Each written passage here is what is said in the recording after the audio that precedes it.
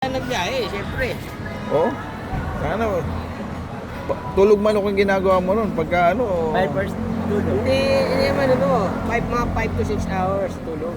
5 to 6 hours tulog. Tuloy-tuloy yung diretso yung tulog no, 5 Masakit to sa 6. ulo pagka tulog manok, masakit sa ulo yun. Dapat diretsong 5 oras. Oo, diretso. Tapos magsanggobyon ka yung pang ano ng dugo para yung tulog mo. Tulog ka lang. Nakakailang araw sa isang araw? Yung Ano? biyahe.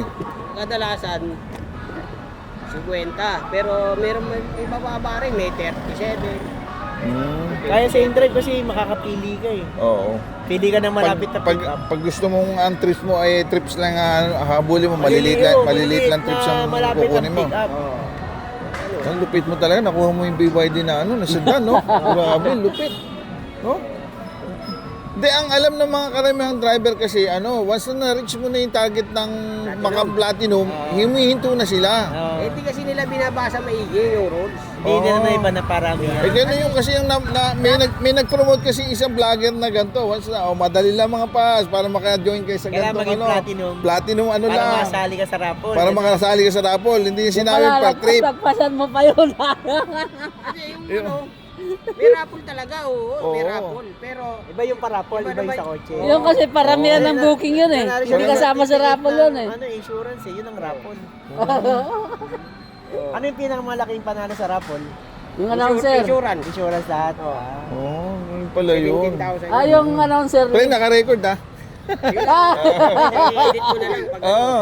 Yun pala yun. Vlogger Diba? siya pala itong tropa natin. Kaya sabi ko na sa kanya, pag nagpangita, interviewin kita ako paano ang diskarte mo doon sa paano mo nagawa yun at nakuha mo yung BYD. Yung pala ganun pala yung diskarte. Yung nagsasabi dyan na hindi natutulog. Natutulog naman ako. Oo, mahirap yun kung hindi matutulog, mababangga ka ron.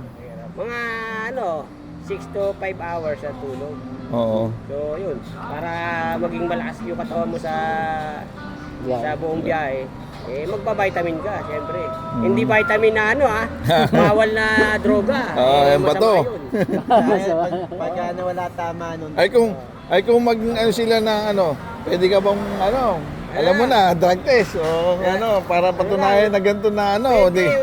Kahit sinong gusto niya, pero siyempre, lalaman na pa-drug test nila ako, bayaran nila yung araw ko. Yun. Diba? Pwede naman yun. Pwede Yung may naman. gusto baka gusto nyo. Baka nagdududa, Oo, marami nagdududa eh. nagdududa. Malako, gumagamit yan, kaya na na-reach siya yung di ba? Yung gusto niya na drug test ako, wala problema. Basta bayaran yung araw mo na mabala, Pwede na siguro 5K.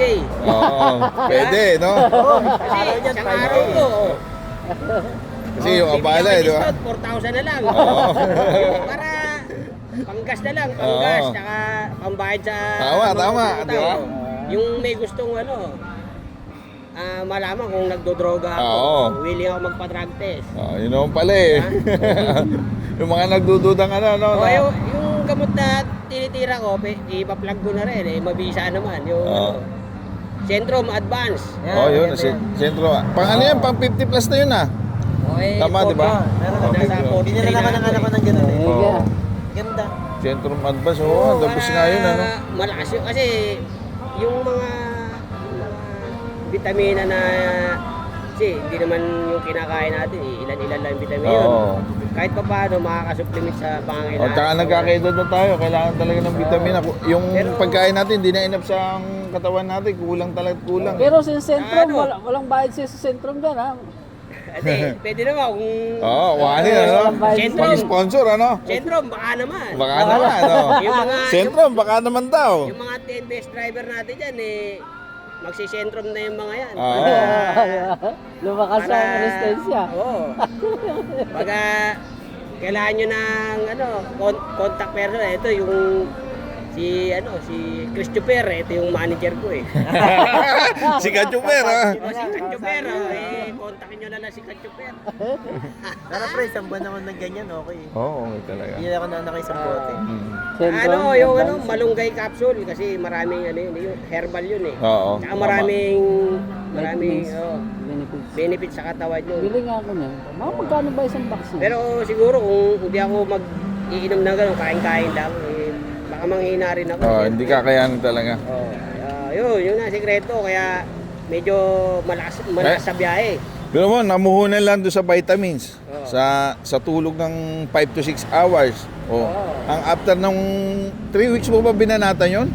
Mahigit? 3 weeks. 3 weeks, tapos ang gantimpala, isang BYD, pangkabuhayan siya. Ano yun, pre? May prangkisa na yun?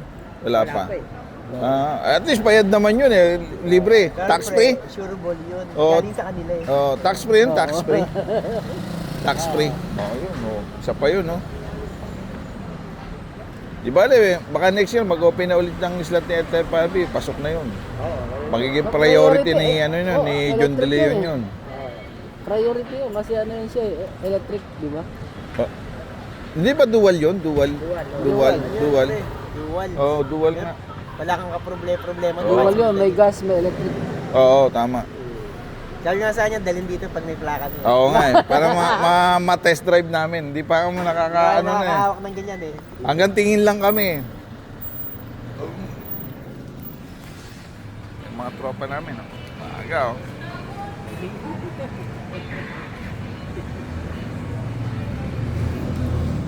Puta, hindi